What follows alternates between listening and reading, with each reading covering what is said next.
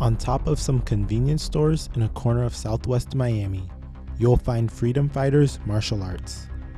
The gym is in an unassuming location, one that you could pass by many times and never notice. While you may not notice them on your daily drive, their work and effort will grab your attention. Don't expect to be greeted by aesthetically pleasing mats that MMA gyms boast today. Expect an environment with fighters who show up to put in hard, grueling work. But regarding MMA, why would a small gym in Miami matter? Because they produce winners. We've always done very well, 90 percentile win in MMA and kickboxing. There's some of them. El Conquistador, Marco Lloreda. Ahí está ganador por the strong with it, and there's the tap. First round submission, nothing to it. Your new Titan FC featherweight champion, Oliver Moira.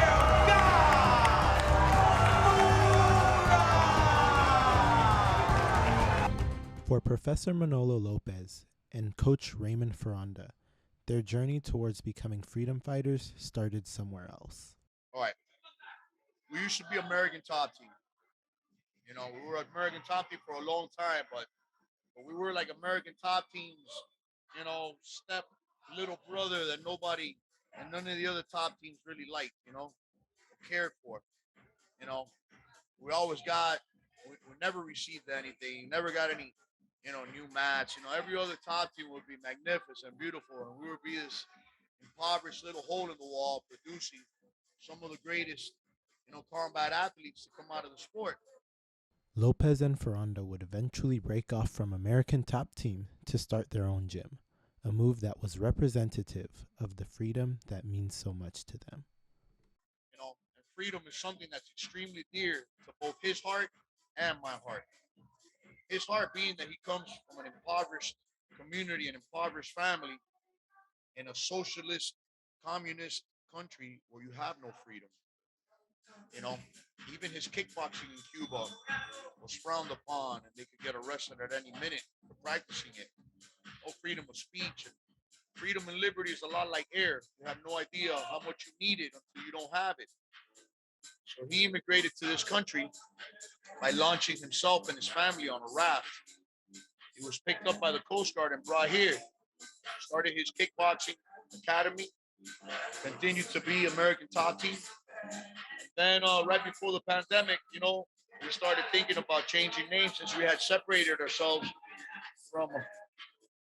And the decision to separate themselves was one that has seen them put the MMA scene on notice.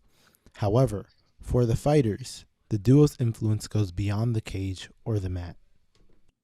He showed me a lot about how to be a man and to correctly, walk that line and lead by example. I learned a lot about that from Ray and from Manolo as well.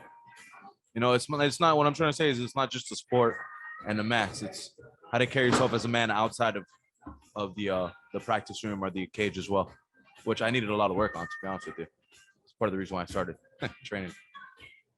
Ray and Mano both do a really good job at instilling, morals and codes in us, not only as fighters, but as, like you said, like people outside of the gym, like showing compassion, helping those who need help, and then just staying dedicated to your craft, to your art, not cheating on your diet, not, just not taking any shortcuts. So, and that's just all around. That's in life, that's in the gym, that's in a fight camp, that's in every practice.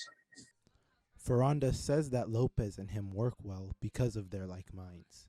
No participation trophies, hard work, and discipline, which can be seen in the fighters' attitudes. We got no filter here. We keep it real with each other, and we do it for the better too. We don't like the cookie cut stuff, and we don't like to lie to people. So that's why when you see our fighters step into the cage, we're usually winning or putting on one of the fights of the nights. So here, we're very competitive and we push each other. So that way, when it comes to a real fight, it's a lot easier. It's a family. I'm cutting weight right now, and everybody's here to help. Everybody's sacrificing. We got the windows closed, making sure I make that weight. And I don't see it as a team. I see it as a family. And 5 years ago, I walked into this gym and they took me in like it was my home, and they've taken care of me ever since. Whether it was when I didn't have a place to sleep, or if I didn't have a plate of food to eat, or anybody to talk to, they were just always there for me. What was made clear by Ferranda was that the impact left inside the sport is important, but developing your character outside of MMA is most important. Be good and upright that God may love thee. Be brave in the face of all of your enemies. Always say the truth, even if it leads to your death. Safeguard the helpless and protect the poor. And I think that that's more important than anything else in this world.